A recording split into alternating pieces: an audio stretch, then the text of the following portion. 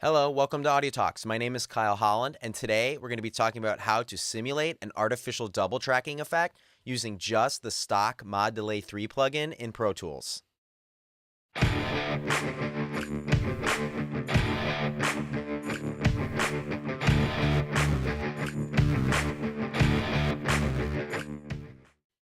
Now, you may be asked to mix a song where tracks are recorded in mono, but you wish they had been recorded in stereo, or maybe only one track was recorded when doubling would have added more power, texture, or overall width to your song. Now, although recording a second track is usually the best way to achieve this effect, many times you just have no choice but to create it artificially. Now, this technique was actually first used by the Beatles at Abbey Road Studios when they didn't want to take the time to double track their parts.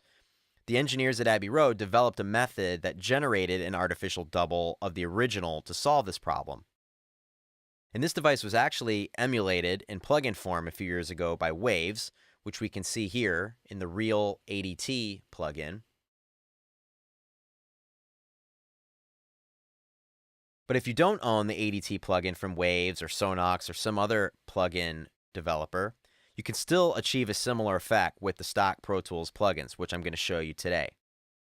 Now, all you really need is a stereo delay that allows you to set the delay times of the left and the right channels separately, as well as a modulation section that varies the delay time over time. So again, the Mod Delay 3 will work perfect for this because all of our required settings are here and available to us.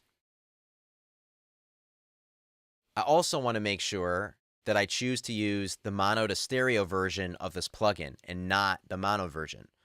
The mono to stereo version will take the mono input and split it into a stereo left-right output. Now first, I want to unlink the left and the right sides so we can affect the left and the right delay times separately. I also want to make sure the delay times are not synced to the song tempo.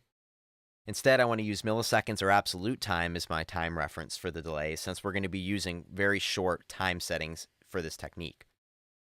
Now for the left side delay time, I'm just going to set it and leave it at 0 milliseconds. We can think of the left side in this case as being our original recording for which we base the double track on.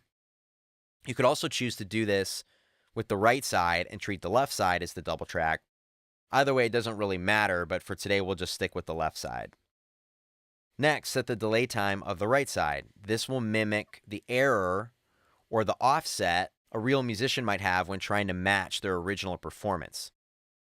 Now, usually somewhere between 10 and 30 milliseconds will work, but move this around and listen for yourself to see what sounds best.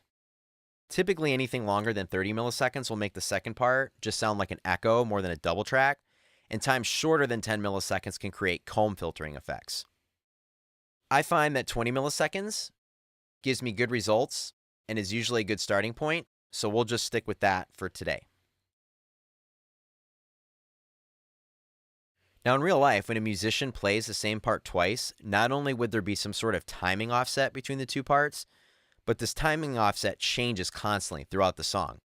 Unlike machines, people do not have perfect time, and sometimes the double track might be ahead of the original, sometimes behind it. So to add this additional element of realism, we're going to induce some modulation to the delay time using this modulation section on the plugin. This will just sort of mimic that time variance of the human performance. Now, you don't want a lot of modulation, otherwise it just sounds like the double track is unsteady in its timing. The goal here is to merely just prevent the offset of the double track from being too static. We just want to add a little bit more of a human feel. Try using a rate of less than 1 hertz, and usually a depth between maybe 1 and 2% or 1 and 3% will work just fine. Again, the key here is that the modulation is virtually unnoticeable. Now, we should already be able to play this back and hear how the source now sounds like it was recorded in stereo. It'll just become wider and more enveloping. Now, in this song, I've gone ahead and used this technique on a pedal steel guitar. Now, let me just play back a little bit of this track for you. I'll start with the plugin on so you can hear the effect, and then I'll bypass and unbypass the plugin so you can again hear the difference and hear what this effect is doing to our track. So first with the plugin on.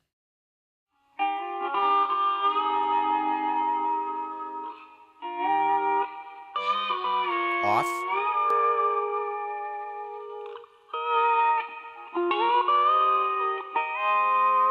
on,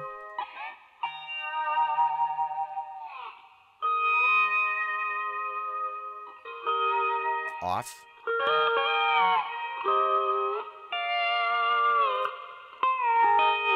on,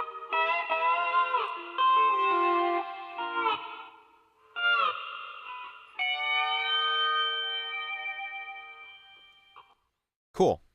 Now there is one problem that can occur from us achieving a double track with this method.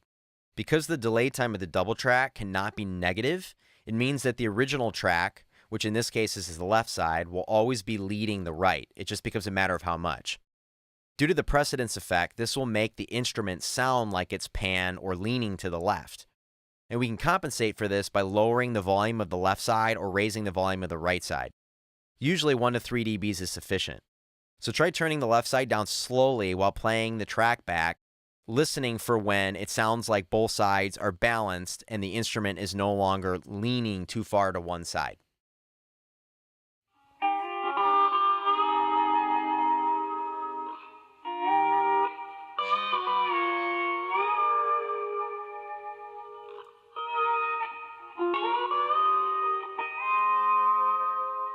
Great, that sounds more balanced.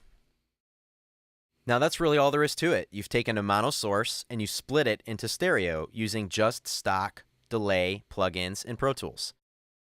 So again, let's just compare one more time and hear what this final product sounds like. Again, I'll switch between bypassing and engaging the effect so you can hear the difference. You can now hear how the pedal steel gets wider as we engage the ADT effect.